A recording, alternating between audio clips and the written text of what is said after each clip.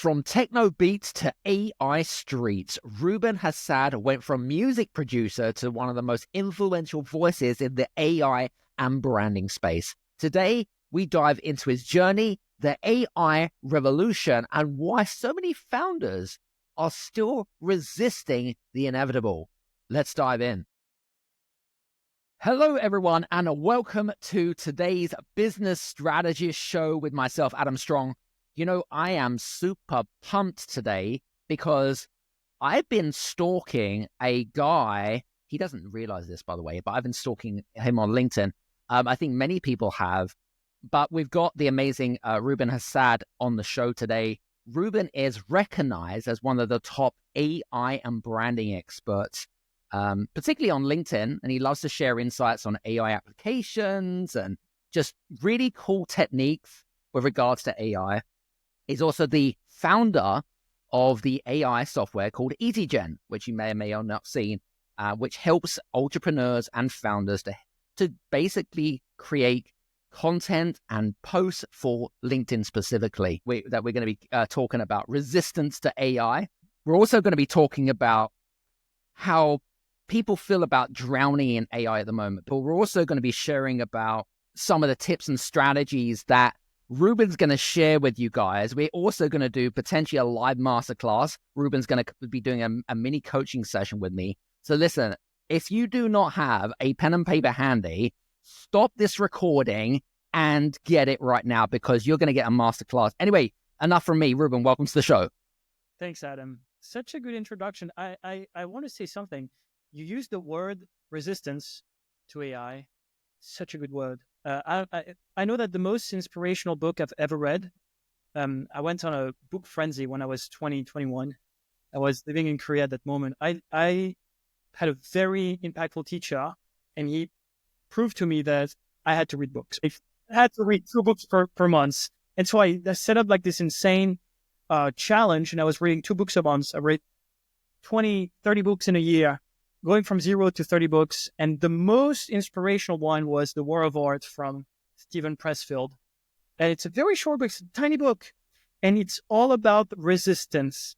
And it's the resistance to creation.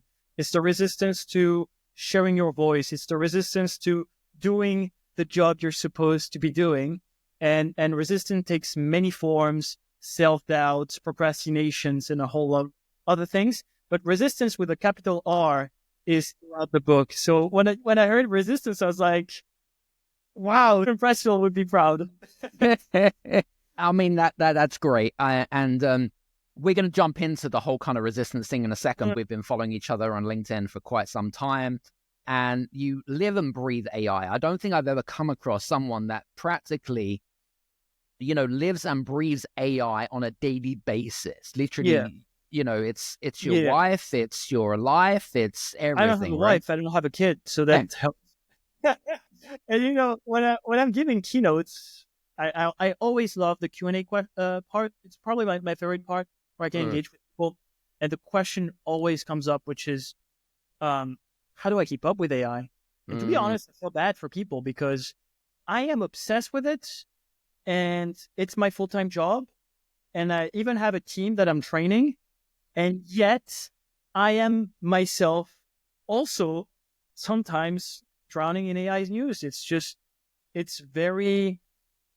heavy. So much things are happening all at once. Overwhelming, definitely. It's overwhelming, precisely. Yeah, it is. So I feel you, but I am obsessed. I'm not obsessed about, I do want to say something. I want to be like, those nerdy guys who say, actually, people say AI. AI is a very big umbrella. Within AI, you have generative AI. And within generative AI, you have LLMs, large language models, like ChatGPT. So I'm obsessed with mostly large language models or anything that can help people create content. This is what I like the most. By content, I mean sharing your voice. This is my mission. I think people should share their voice a little bit more. And I think they'll be forced to anyway. Not as content creator or influencers. I don't think the entire world should be content creator. But I think the entire world, or most of it, is going to go freelance. Yeah. And the differentiator between people is not where they studied, and it's no longer where they're from. It's not because you're American or if you're Mexican or if you're Indian that we're going to hire you. It's about your skills and how good are you to share to the world your skills. And this goes through content. So I want to help those people. I love that. I love that. Now, something that I wanted to jump into is I want to jump straight in, because one thing that I think is not so apparent, but maybe something that you could clear up, because I know that you started off your career in electronic music, which I'm a big fan of. Music, electronic music, trance music, and you scaled you were a music producer and you scaled a couple of music labels, right? That's where it started for you, right? I started my own music label when I was between 17 and 19. This is the moment I started like tiptoeing it. And then when I was 19, my first label got 1 million views on SoundCloud and YouTube. And at that moment, it was the Facebook era. Like, it was insane. Like, YouTube was still a platform that was just as cool as Dailymotion. That was that moment, okay? I'm this old. I'm not that old. But at that moment, it was like crazy. I realized I was not a music producer. I was searching for bedroom producers, and I was making content for them. So already, it struck me at that moment. I was like, wow. So a stranger with the right content can reach millions of people for free and then live off of that, because now he has a community as a DJ. He can go on to concert, and he's actually being asked to play in Amsterdam, and then in Lisbon, and then in Paris. That was insane to me. It was my first encounter of the wonders of the internet and personal branding. I've always been a big fan of trance and electronic music. So when I read that, I was like, shit, that's so cool. I did this for 8 years. Even 8 years. Wow. Yeah. Love that. I suppose from that transitional phase of your career, when you're in your early 20s, what was the defining moment or the catalyst where you decided music was out and AI was in? It was a tough one. April 2022, I'm in Berlin at that moment, and I realized I can be passionate about fishnets. I can be passionate about fishing. I don't have to sell fishnets. I don't have to open a fish store, or a fishing store. I can just fish on the weekend. But the thing is, I do believe in retrospect that what I used to do in music, what I did for a few months as a ghostwriter, because between AI and music, I was a ghostwriter for the biggest financial analyst in France. And then what I did in AI, it's the same mission, actually. It's the same thing. I've always been obsessed with meeting people and getting to know them, and then realizing that they're not sharing their voice and they're not doing it the right way, but they should, because it enables them to do something.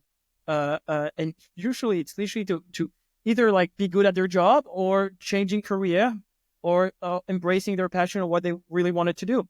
And again, I'm not saying I want everyone to be a content creator like as an influencer, but just sharing your voice to the world.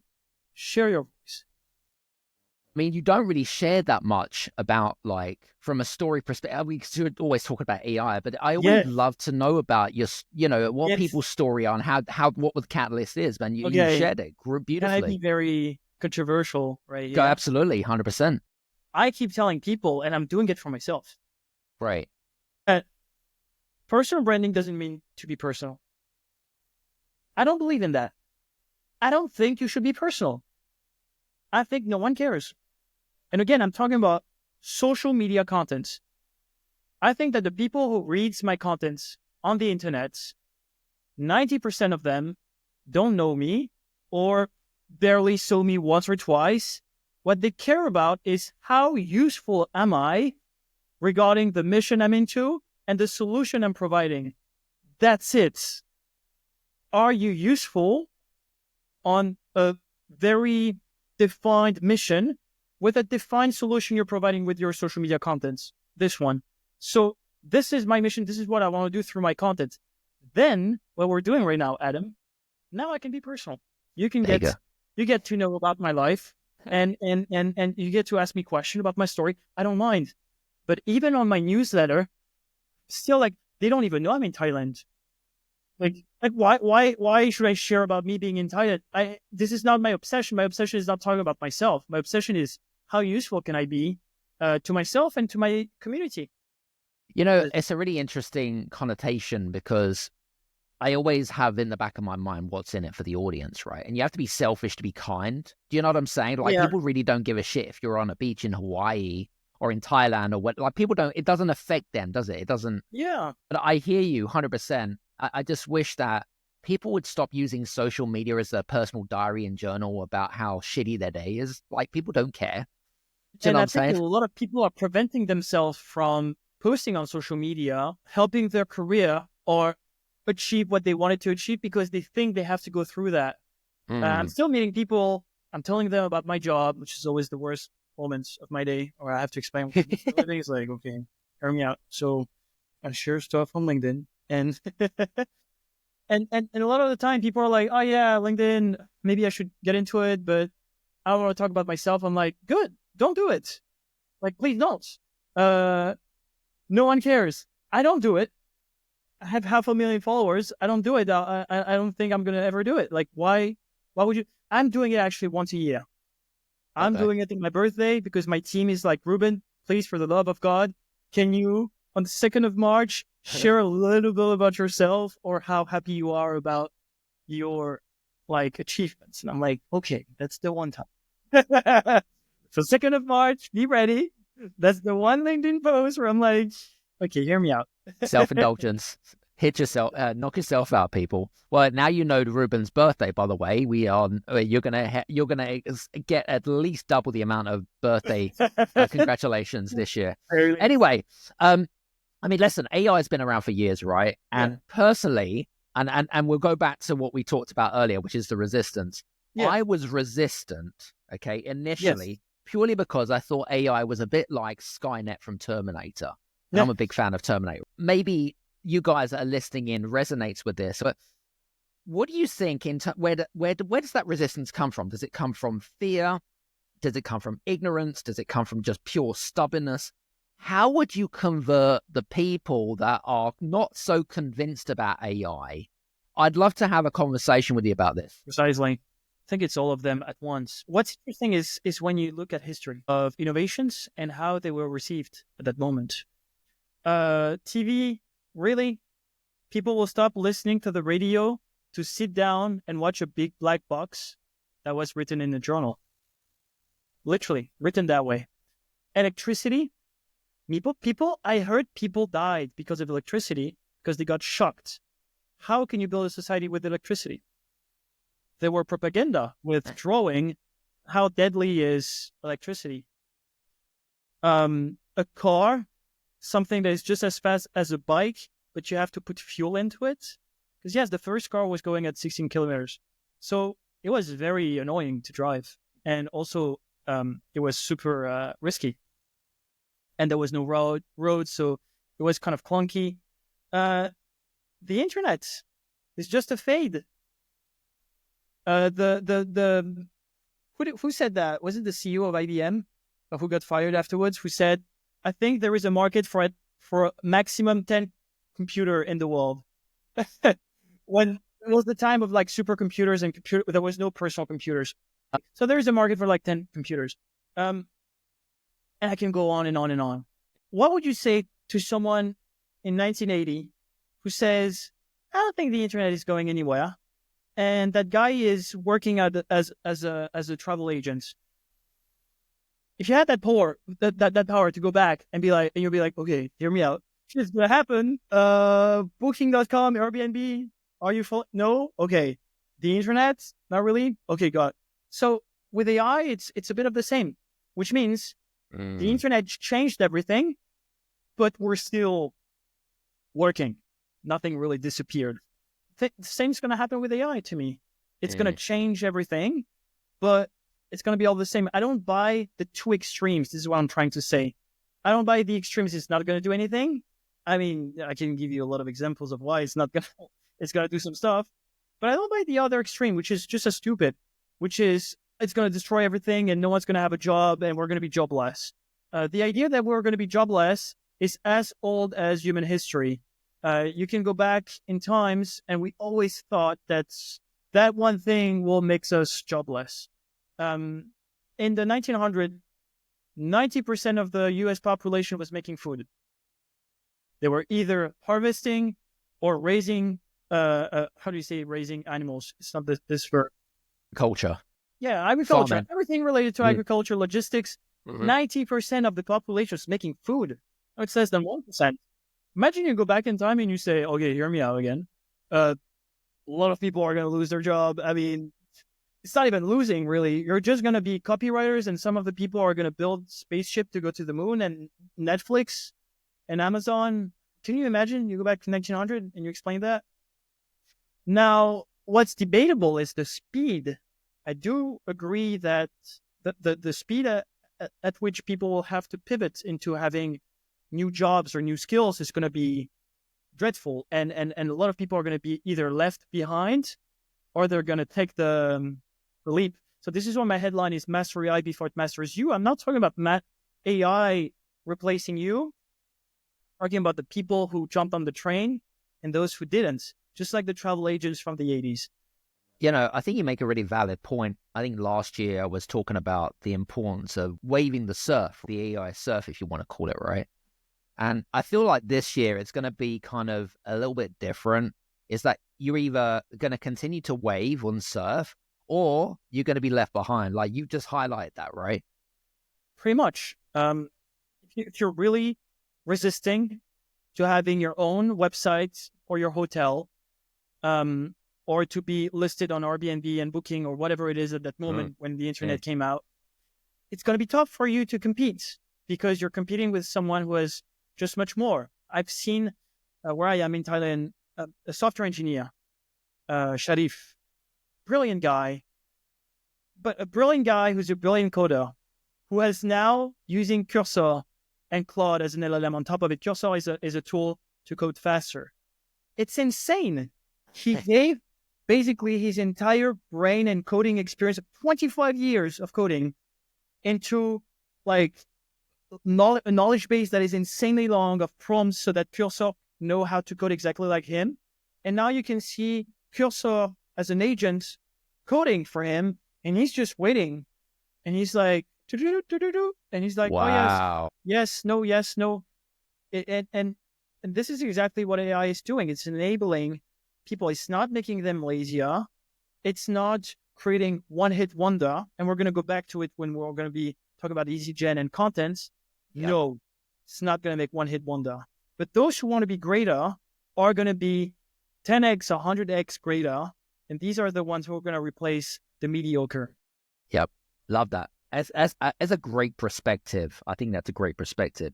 Now, what I was going to say to you, I mean, listen, you've got 500,000 followers over on LinkedIn. You've got your YouTube channel. You're over on X. Yes. From your perspective, because I know that you're originally from France, but you live in Israel now. Yes. And you're seen as Israel's #1 influencer, apparently, according to Favicon. That's what they tell me anyway. What's the secret to creating fun and entertaining posts compared to, and as entertaining as, say, cat videos? Because, I don't know, I just don't get the whole kind of cat video thing and why they're so entertaining. Yeah, it's true. Have you realized there's no cat on LinkedIn?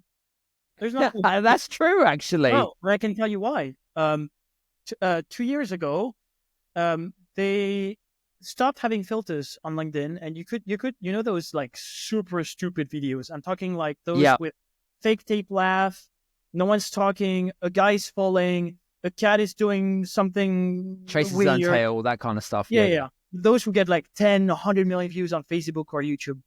At that moment, there was a moment on LinkedIn.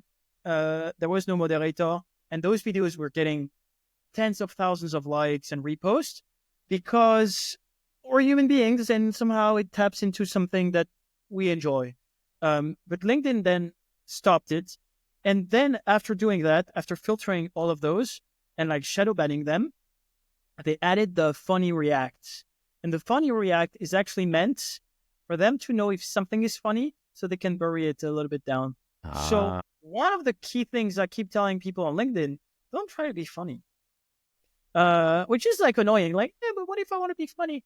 I think most of the people who want to be funny, most of them, I'm not saying never, but most of them, most of the time, it's a coping mechanism. It's like Oh, I'm not taking LinkedIn too seriously. You see, I'm actually making fun of myself or someone else, so it's fine.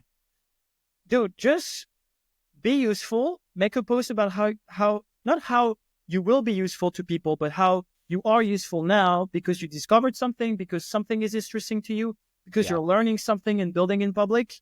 Like, share that, and there is no shame in it. I'm actually building a Telegram group to help people on LinkedIn, and I'm calling it the LinkedIn Cringe Club because I want people to embrace their cringe. LinkedIn is cringe. Okay, 1 billion users, most of them having like the median salary on LinkedIn, I think is $17,000 a year. The Mm-hmm. median salary on TikTok is a 13-year-old dancing. So I want to be connected to the professional network. I want to be connected to the only social network that is non-anonymous. I think there is a lot of value into it, and I want to be useful to those people without trying to be funny at the same time. I just try to be useful. I think that's a great idea of setting up a Telegram group. And I'll tell you why. I think I made a comment on Amelia Sordell's LinkedIn post, and I just said, I was like, there's not enough shit on LinkedIn specifically talking about mistakes, cringes, Yeah, fuck ups, things that I'm shit at. Like people don't talk about that. They always talk about the trophy and the achievement and I did this and I did this, blah, blah, blah. Like we want to know what's the shit in between? Like what do you know yeah, what I'm saying? Like we just don't the see it enough. struggles. Yeah, the struggles. We just don't see that. Do you agree? Yeah, it's true. You have the successes and you have the failures. Both are interesting in their own way. My favorite kind of post is neither. My favorite kind of post, and I can take any example. Let's take SEO, for example.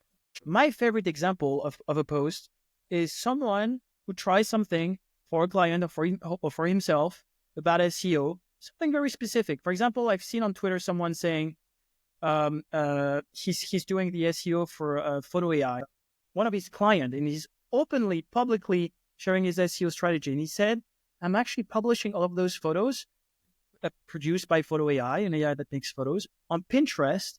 And you can see him getting back on the SEO because of Pinterest, ranking his own website, Photo AI, using his photos. Interesting. So he generated photos, pushed it on Pinterest, and then he had like a case study, like he had results. And he was like, oh, Wow. actually working. And now he's posting it. Guess what? I have an AI Easy Gen. I'm interested in SEO. I see that. Instant photo. I don't care about your failures, successes, what you ate for breakfast, where you're from, your gender, your age. I don't care. You made like a scientist, you made an experiment, you discovered something. Maybe it didn't work, which is maybe like a failure, I guess. Yeah, I yeah. don't know it. Oh, okay. So putting photos on Pinterest doesn't work. Maybe he's gonna try another solution. I'm into it.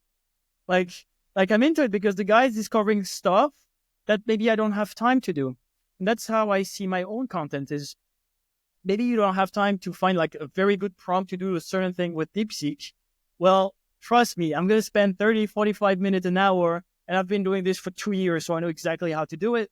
And if I do find something, I'm like, hey, I think it's going to be useful to some people. Maybe You Adam, know, you know, you know what I love about you is not only do I love your creativity, but I love your mindset of experimentation. You know, yeah, I'm big into experimentation. Like I feel like I'm a scientist with one of those white cloaks, 100%. right? You're And you like, just like, do you know what I'm saying? You're like, yeah, I can see you doing that. I could see us both being in the lab, like experimenting shit. I just think that's so cool. Anyway, just while we were talking about yeah, cringe moments, actually, the Telegram group that you were going to set up. Now, we said earlier that I feel like, a lot of people are drowning in AI because of this overwhelm, right? Now, yes, from your perspective, being, I suppose, an AI nerd, if you want to call it that, yeah, perfect. um, and every tech claims to be revolutionizing something, revolutioning this or revolutioning that. It's kind of this word which is, I don't know, completely overrated or worn down. What, from your perspective, what's the biggest lie or scam you've seen in the AI space? Oh, the biggest scam? I think the biggest scam to be what happened with hardware when Mm, R1 and AI pin, which raised hundreds of millions of dollars tried to sell the idea that we're going to replace phones with an AI hardware, like phones, I mean, with the screen. But you haven't seen that? That was like those little hardware you could I pin. haven't seen that. I did not see that. And then you didn't have to type anything, and the phone, screenless phone, could see the world, and you could talk to it. I don't think we want to talk to machines, okay? That's the thing I want to make it clear. That sounds creepy.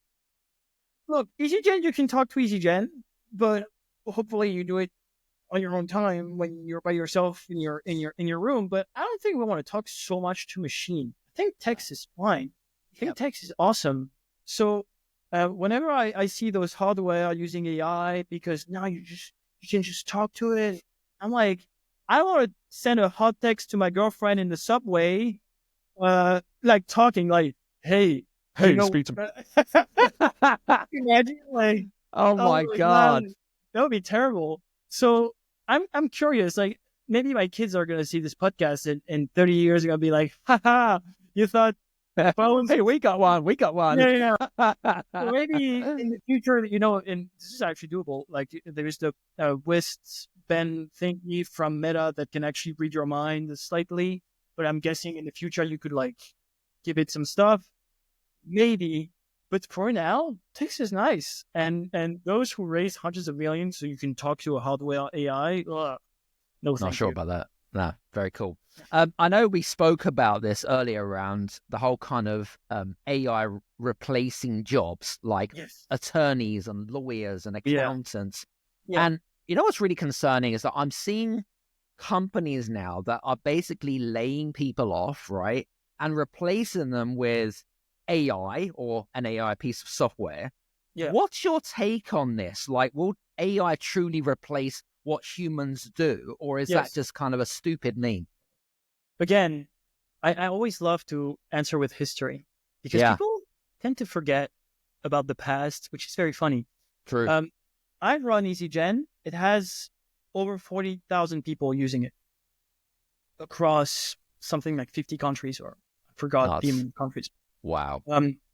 We are 4 in the company. And I don't talk to all of those customers. It's 40,000. You can imagine. That's too many. Oh, wow.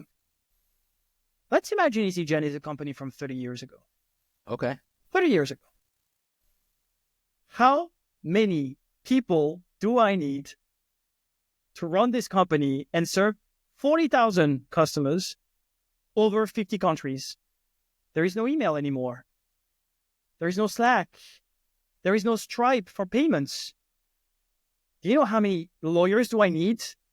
Because of all of the currencies, actually most of the things is cash. There is no credit card. That's true.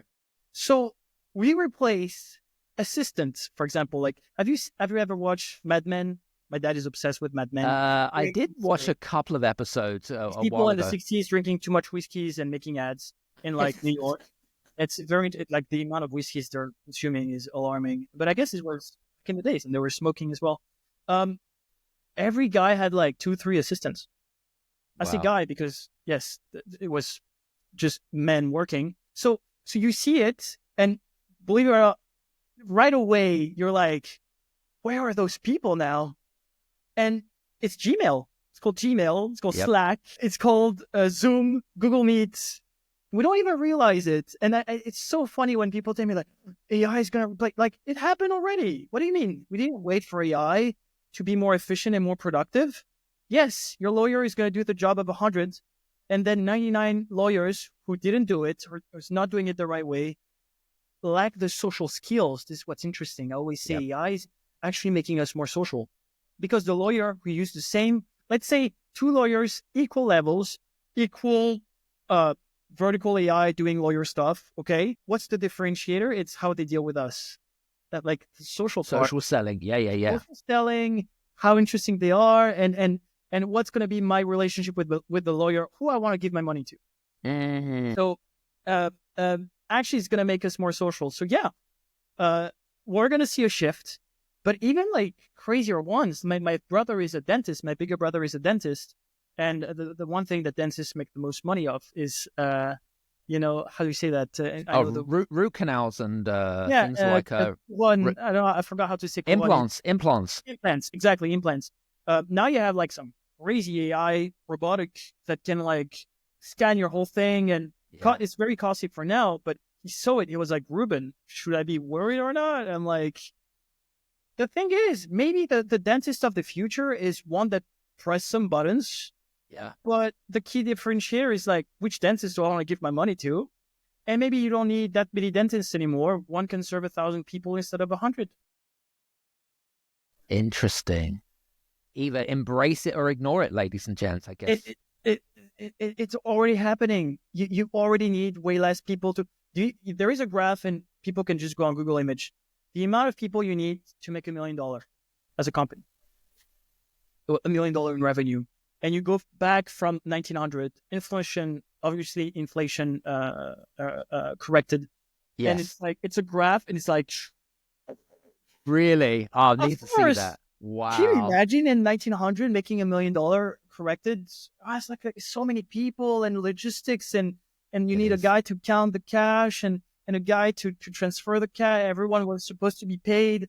It was a hustle. So yes, AI is just into that. It's gonna be makes us way more productive. So replace people, just like Stripe and Gmail replace people. Yep. I agree. 100%. If you were to bet one AI-driven change that will completely disrupt how business operates in the next 3 years, what would it be?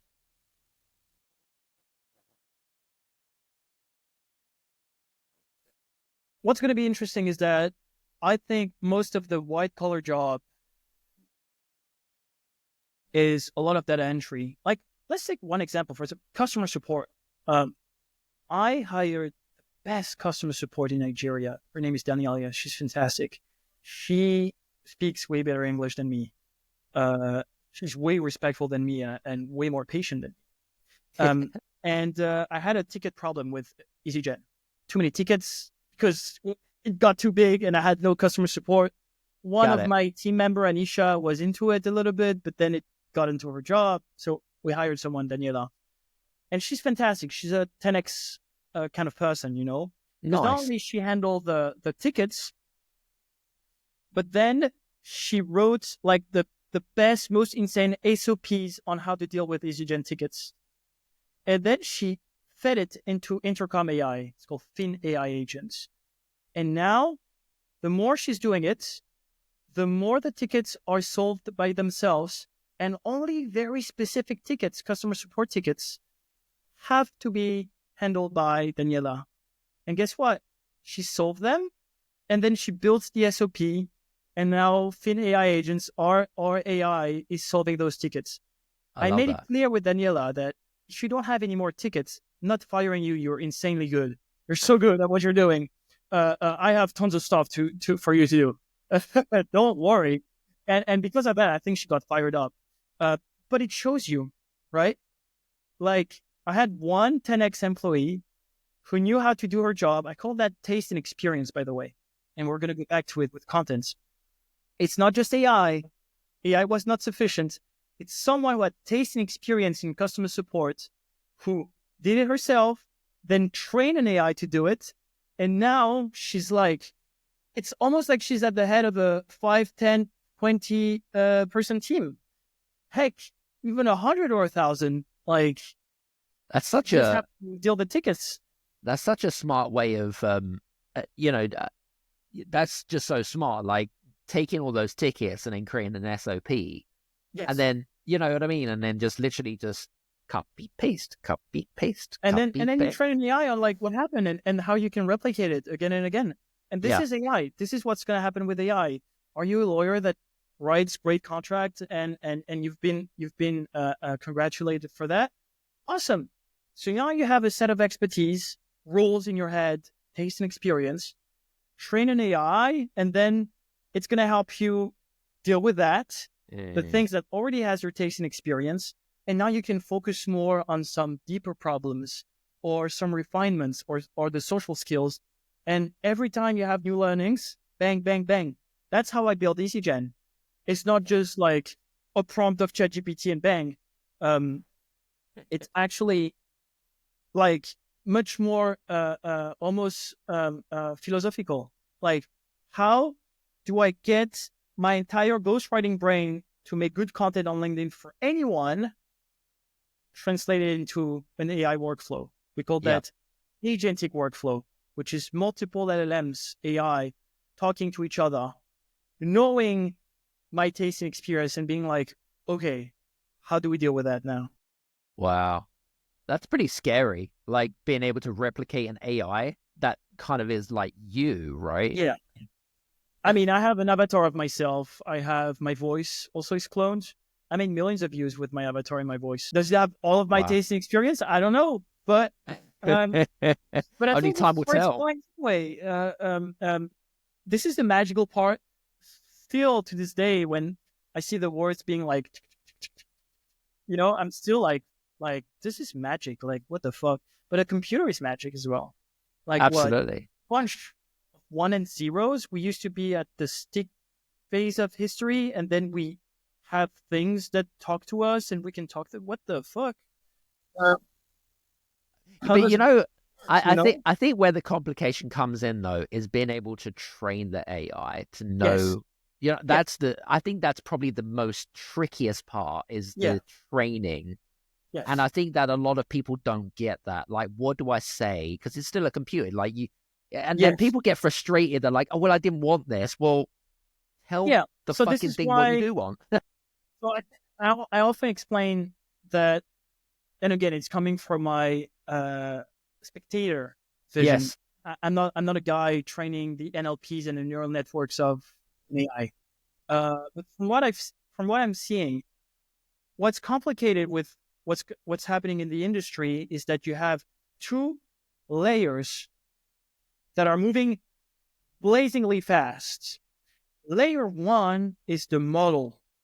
So people think about ChatGPT, but what's much more interesting to the coding part is GPT. It's the API. Is the fact that you can build with layer one, layer two. So if you go back in time, layer one is Google and Microsoft, and layer two is Netflix, Amazon, Facebook, YouTube. They were using layer one, and they magnified it.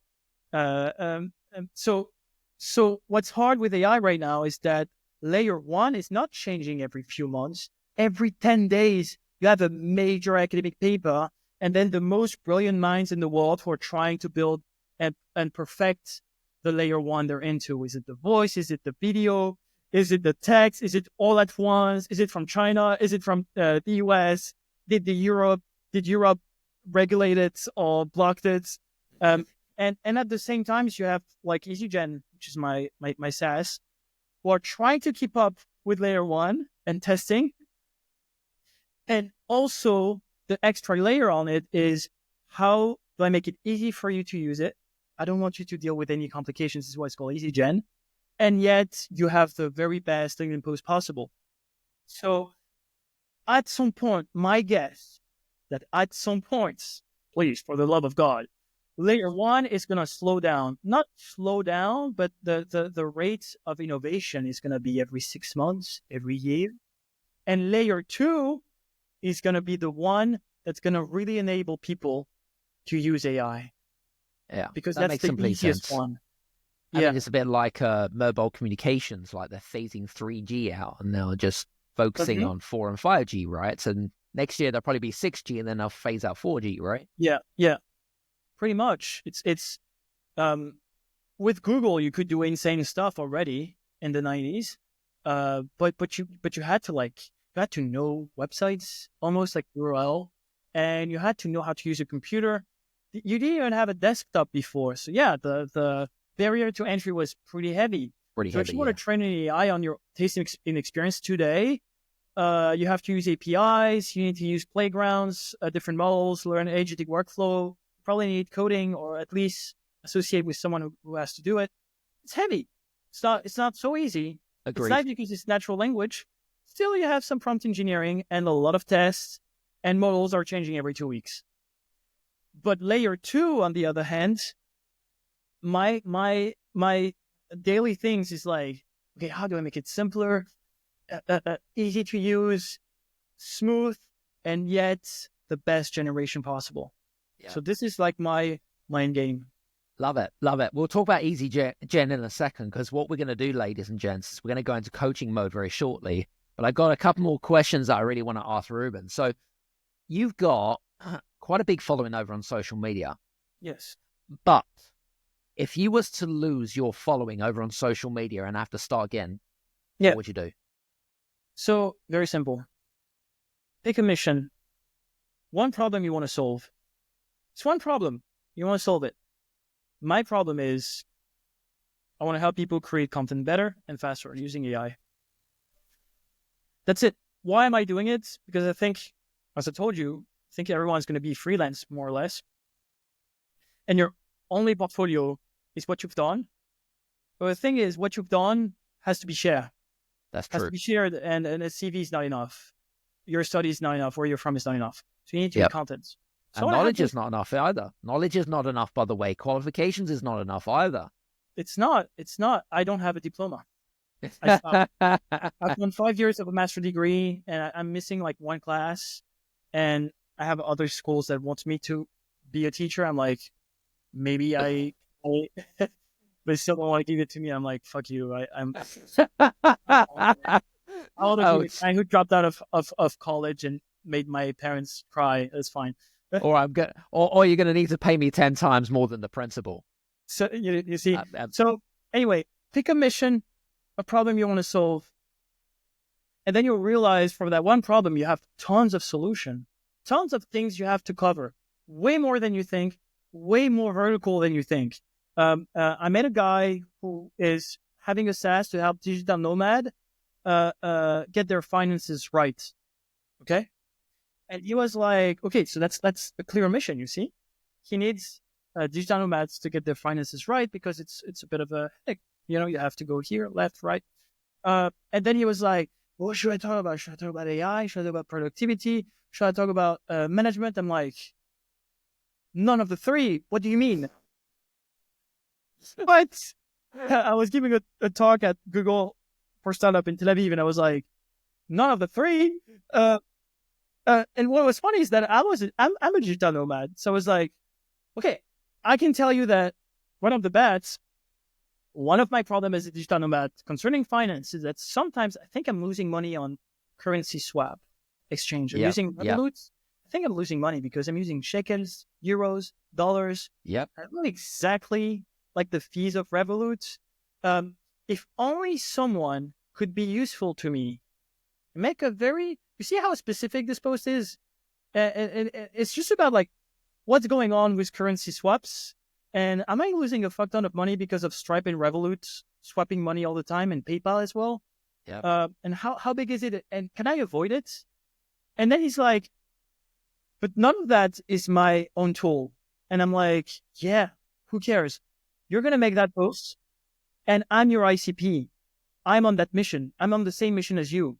And now you're going to make that post, and I'm going to be like, hey, that was useful. Thanks for being useful. And now I need to follow you because you see, I'm on a journey and I have many things that I want to do. I want to be a better digital nomad. I want to be a better boyfriend. I want to be a better dad at some point. I want to be a better cook. So that's why I'm consuming YouTube shorts on Japanese cuisine.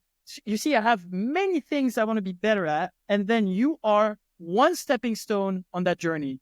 And as soon as you become that stepping stone, you're a content creator. I'm with you for life now, if you stick to it. So this is why take one mission, stick to it, explore all of the solution. That was just one. I can give you 100.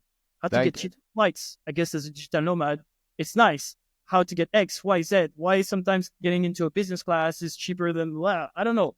And then I think he got it, And from that point, then you go into creating content. Yeah. So love that. Mission is always number one. Very good. Love that.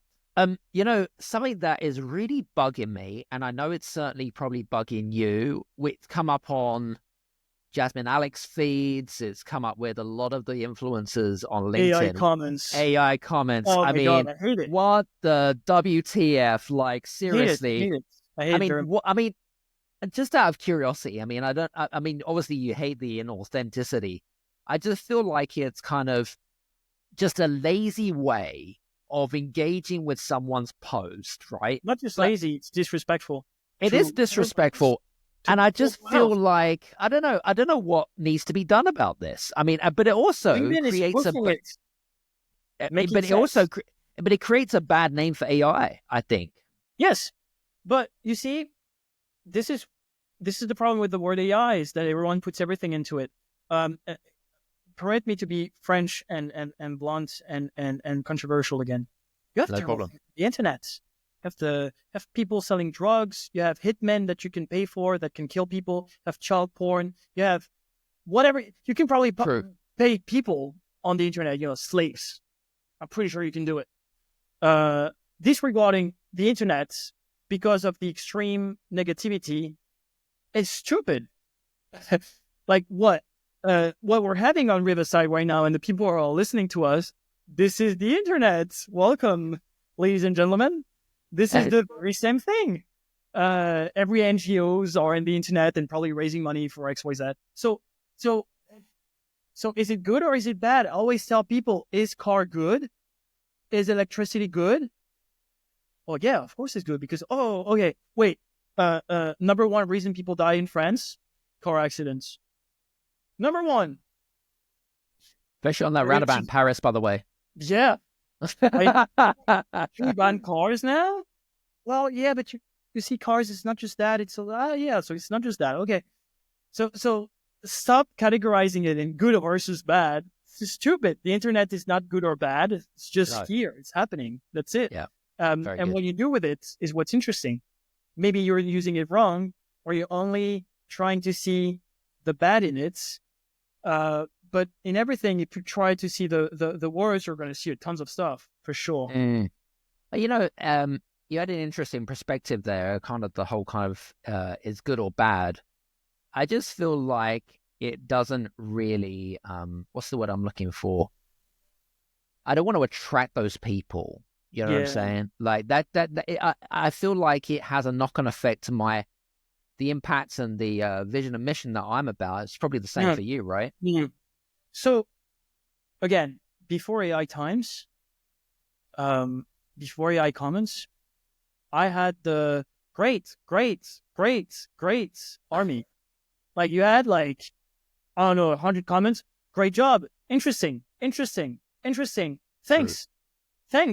So now these people, instead of having one wall that they copy and paste for engagement farming or whatever, they think they're building a community. They're not. They just have a more sophisticated way of doing it, which comes to my point, which is very key, Adam. Really want to make it. Go ahead. This is what's interesting. AI is not making us all better. And I'm going to take the example of AI comments. AI comments being enabled didn't make everyone good commenters. No, the threshold of mediocrity just became bigger. So before a bad comment was great. Now a bad comment is a little bit better than great. It's those shitty AI comments that makes no sense or are way too wordy, and you can tell that the guy is not authentic. So this is what's interesting. And in the replacing, the same is going to happen. If you are kind of mediocre AI is going to very fast be much better at you and still be mediocre. But the 10x guy is not this guy. It's the one that actually gets it and is always a step ahead.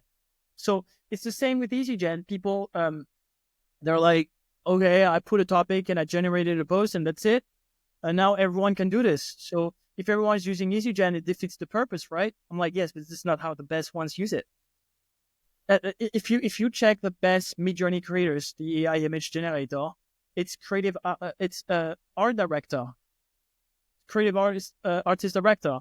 They go there, they don't generate one, or they don't have the best prompt. No, they generate 1,000, 10,000 images. Then they map out all of their generation. They're like, ooh, 1, 2, 3, 4, actually interesting. We can do something about it. Maybe a campaign just got out. Taste and experience. They use AI to be greater, not lazier. So when I generate a post using EasyGen for myself, I don't generate once. I generate 10 times. Then I do a patchwork of all of them. Then maybe after the 10th generation, I'm like, wait a second, I can actually go into a even funkier direction. Then I'm using ChatGPT. I'm like, I had this idea of a direction that just came out from this post. Could you help me out and brainstorm 100 ways of doing it? 100. Why just one way of doing it? What's interesting is the generative part of it. GPT stands for Generative Pre-Training Transformer. So I'm like, okay, generate 100. That would take me a lot of time. I'm still the orchestra. I'm like, okay, 100, actually, they were not good. Maybe I was not clear enough, and this is exactly what I meant. So try again, 100 again. Okay, one of them was actually interesting. Put it back to EasyGen, generate the 11th post. And now one part of that was actually interesting. I'm patching it, work with the other 10. Bang, I have the post. And then people are like, Ruben, you took just 30 minutes to make a post. I would take 30 minutes too. Yeah, but you're trying to make it as fast as possible. I'm trying to make it as good as possible. Not the same. Makes sense. I mean, it's a bit like I kind of see it as a bit of a jigsaw puzzle, right? You take some bits and pieces, and you take this, and then you've got a masterpiece, like exactly. And the Mona Lisa. People are missing that part. They think it's a one-hit wonder to be lazier, because in every time in history, not just with AI, people want the shortcuts. They want to lose fast muscles, things that happens without the X and the Y and the Z. Yep. People want convenience. People buy convenience. Agreed. Now, what I want to do is I want to jump into coaching mode, because I know that this is going to be the fun part. Now, for you guys that are listening in, I want to kind of give you a bit of a quote here. Now, if you can't see what we're doing, okay, because obviously if you're listening, you're not going to be able to see what we're doing. We're going to make sure that this is available over on YouTube so that you can see exactly what we're doing. And there we go. And then we're going to go from there. So if you have any questions, by the way, you can also make sure that you can make a comment on the comment section below, but also make sure that you go over and follow Ruben, okay, over on LinkedIn or on X or whatever your favorite social media channel is with regards to any questions around EasyGen, around our conversation. But we'll summarize this. Anyway, over to you, Ruben. Yeah. What should we do? Yeah, good questions. I'm going to share a struggle if I may. Yeah. Because I feel like being a founder, there's a lot of entrepreneurs wear a lot of different hats, right? And so one of the big problems that I find, well, not for me personally, because I have so much content, but I feel like a lot of people don't create enough content because they are running out of ideas, or they just don't know what the fuck to talk about in the first place, right? Yes. And why they should be listened to. Yeah. How can, obviously we've got EasyGen open, we've got AI open. I'd love to know, where do you look for in terms of like some of the best ideas and innovations? The thing is, I'm obsessed with my own vertical. So the thing is, I know where to consume contents to be inspired. What do all of the greatest directors of movies have in common? They are the people that consume the most movies. It makes sense. And if you're telling me, Ruben, I don't have time, what do you mean? I'm like, yes, sure. Instagram, YouTube, TikTok has never been more used than now. So use the algorithm in your favor, because if you're into digital nomadism, then go for it. So let's take that example. Let's say, sure, find 7 topics about digital nomadism. That's a funky word. I've never heard of that. Yeah, relevant. Did you create that, by the way? Digital nomadism? I think digital nomad is something that happens, but I guess... digital nomad, I've been one of those for 7 years, but digital nomadism... If I just do that, cool. For example, and again, it's not the best prompt possible. I could make it longer. You see O3, which is the new model, use that, please. It's going to make a research. If I had more time, I would go on Perplexity, do the same. Yep. I would go on Leo AI, which is another Perplexity-like AI. Come on, man. Not Leo AI, it's Fellow AI? Yes. You must have like a framework, right? So you kind of like take the best of bits, right? I have many. So you see, okay, interesting. There is a change in visa for some countries. Okay. There is an impact in housing market. Okay. Connectivity and tech solution, eSIMs. I mean, that's a topic, talk about eSIMs. Emergence of co-living and co-working spaces. I'm literally into it. A lot of different things. I could go on and say, hey, can you tell me more? And actually, I'm going to be like, tell me more about the new visa program from South Korea for digital nomads. So now he's going to search. You see, I had one topic and I'm like, can you like do some research about it? Like, Right. what's new about it? That's interesting, right? See, you have some stuff here as well. Some stuff. Oh, Starlink. That's a good post. You can have internet anywhere. That is a good one. Yeah. Because I'm struggling in Copenhagen. Sometimes I don't have internet. And my whole job is to be on the internet. So it's like, yeah, again, very relevant for me. But you see how it always comes from the place you are. And you see you have some other stuff here. Sure, let's just take the one I selected here because of time. Okay. We have something here. Okay, just going to copy it, go back to EasyGen, paste it. Remove the last part, and we have a lot of information here. If I had more time, Adam, I would like review all of that. Here, the post topic is basically, what do you want to talk about? What's your post? And then you generate a post. And now watch me. That's one post. Sure. And I actually kind of like it. I like the hook. I'm looking at the hook, the structure of it. It's interesting. I can preview it. It looks like this is the mobile preview of LinkedIn. You are a content creator on LinkedIn as well, Adam. You know how important it is. Absolutely. See it on a phone because most people consume on a phone. I actually like it. So you know what I'm going to do? I'm going to back here on a new EasyGen, generate another one. And what's interesting is that I'm changing EasyGen so that I can have multiple versions when I hit on generate, and I can switch between the two. But for now, you're not whining because you're not a baby and you're just opening a new tab. Can I ask you a question? Why did you jump between the two? What's the purpose? Because look, I like that hook. South Korea is making a bold move, and now I have an idea. For digital nomads. I'm kind of connecting the two, you see? Got it. I like the bold move. It's working.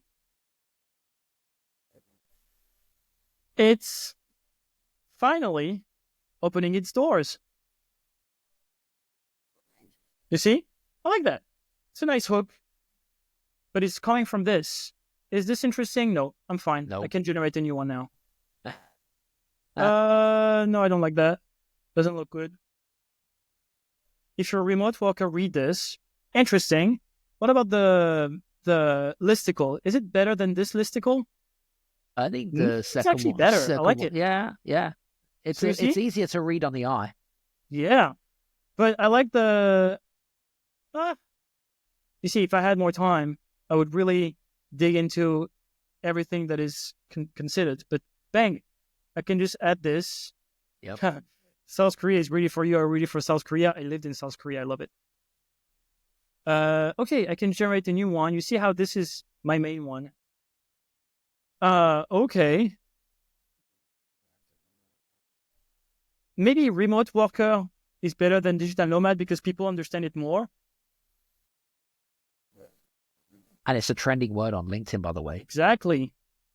So now I would like make sure that vestibular economism. No, I want everything to be under one line. Yep. They aim to showcase its digital infrastructure and culture. Yeah. Infrastructure and culture. That's enough. Okay, so I have like a good first draft of a post, Okay. And now I can even generate an image. And so we just made a post, find a topic, which used 3 different LLMs to do that. Perplexity, which is not technically an LLM, it's using DeepSeek R1, this one. This one is ChatGPT, and the other one was Philo. Philo, yeah. What is that? F-I-L-O? Exactly. Philo AI. Your free AI search engine. Is that is that similar to ChatGPT? Similar to Perplexity more. Perplexity, okay. No. So now I'm just searching for a quote. Digital nomads, tourists who pack laptops instead of camera. You know what? No. I don't like any of that. Nor do I. And you see, the stupid minds would be like, you see, AI doesn't work. Who cares? He gave me 20 20 potential of them. These are snakes, freedom to walk, just because up here, they want to travel for a lot. I think none of those actually work for generating an image. Maybe that's like a topic that is different. So then you would go on Pinterest. You could also, because there is no AI to actually, I don't know any better AI than EasyGen to make images, or LinkedIn. But if nothing works, which is possible, I would just go on Pinterest, type remote worker, and find like, this is an interesting one, like a definition. Yeah. But I would just try to find like an inspiration. Yeah. Someone working on their laptop on the beach. Yes. Right. I did that last year. Work wherever. Your office doesn't define you. I mean, you're in Thailand. You have plenty of those pictures. Yeah. It's the others today. It's swim pool. Stop waiting. South Korea is waiting for you.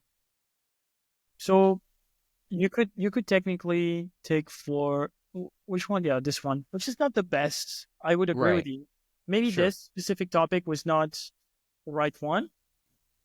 But I'm still going to generate the image. So you see how I went from I don't know what to talk about into that. What's interesting is that if someone is obsessed with digital nomadism, they would know that South Korea, it's a funny one that it looks like it's literally an office, you know? It really is. Yeah. Those people don't exist, which is crazy. Even took a photo of the thing. That's pretty funny, actually. It's pretty funny. So, and I could go on and on. I could search for another topic, and do the exact same thing again and again. The difference is if I'm really into digital nomadism, which I am, but someone could be even more and find some stuff. But if you're into upskilling for HR or emotional intelligence, then that's another thing. And you can use AI to kind of like fuel what trends and topics could be explored. But you also have taste and experience into that. Love that. Sense? Yeah, absolutely. It makes complete sense. I mean, guys, this is pretty cool stuff, especially if you're stuck for ideas. Depending on what your specialism is and things like that. You know, content doesn't have to be as difficult as it used to be. It really doesn't, right? Be useful. Be useful, exactly. Educate your audience. Educate your audience. And it doesn't mean because then people are like, yes, but I'm not an expert into digital nomads. And I don't care. I'm interested in going to South Korea. Do some research, and maybe you are also learning about it. That's okay. You did the research for me. Look at you.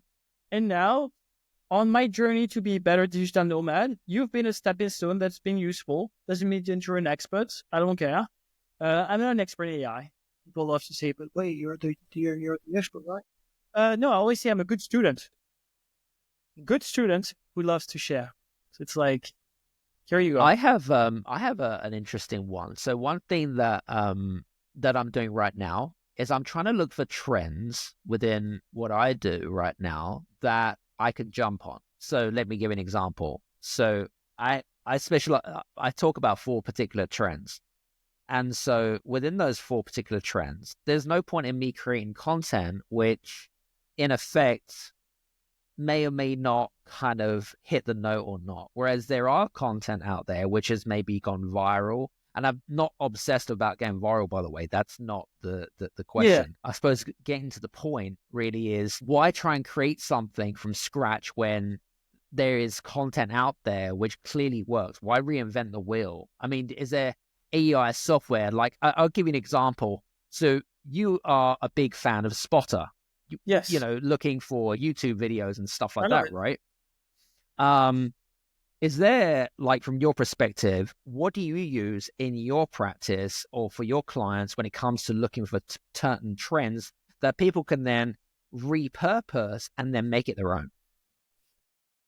It's funny because this week I'm working on something called Easy Trend, which should, and it's the first time I'm talking about it, which should, with a massive capital S of the should, be free. And what I'm trying is, again, you see, I have my tasting experience and way of searching, and I want to frame everything into Easy Trend, which is easy to use. You would put a single word or an interest or whatever, could be digital nomad, enter, and then I would scrape Perplexity, Reddit, Google, Twitter. So Deep. You've seen. Yeah.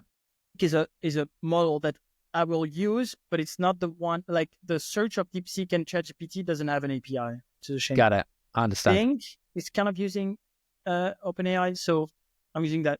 Basically, all of the API that permits me scrolling and searching for something. And then I have a lot of agentic workflow, so multiple LLMs, like consuming this enormous amount of content and being like, wait, now we need to share those, I call it cards, which is like a title. You know, like what you just seen. Yeah, it's a title and a summary. Like, do you want to talk about that? Or do you want to do more research about that? Or this or that? This is what's happening right now around that topic. And it's funny because I added something which is a controversial take. I don't know yet if it should be written in affirmative, like a stance, or if it should be a question, but the point is the same. I want the user, you, Adam, to read it and be like, hey, yeah, I have my word on it. Because, yes, I said don't be personal, but I still need your taste and experience, which is useful because you have a certain way of seeing the world and experiencing it. Doesn't mean that you have to be personal about you, Adam, but rather, if you're on a mission to be a better podcaster, for example, I want the Adam that is a great podcaster and has the experience and went through a lot of things to have his take on it, because you always have a take, a stance on the content you're making. So yes, it is personal, always. Anything that you write, that you breathe is personal, but it doesn't have to be about you, you know, like you, the ego, you, like, hey, I want this. So did you hear that, ladies and gents? Did you hear that? Yeah. He's creating Easy Trend. Yeah, that means that you are the first to hear this. Okay. 100%. By the way, for you guys, maybe Ruben will also be offering some spaces for beta testers. So keep your eye out on his. Yeah, 100%. Right. I mean, that's pretty cool. Love to, especially to your community, Adam. I had so much fun on the podcast. Absolutely. We're coming to close to an end. We are. But I just want to say that you've been such a lovely host. I love your energy. Love what you're doing. And you see, again, you're being useful, not because of who you are, but the mission you're on. This is what's interesting. You're gathering up what you think is useful to your community so that they can share their voice. Because, again, you're the stepping stone on your community. Love that. Listen, I know we've got to go, but I've got one final question to ask you. Final question. Really quick fire. Really quick fire. Your 3 favorite AI platforms and why?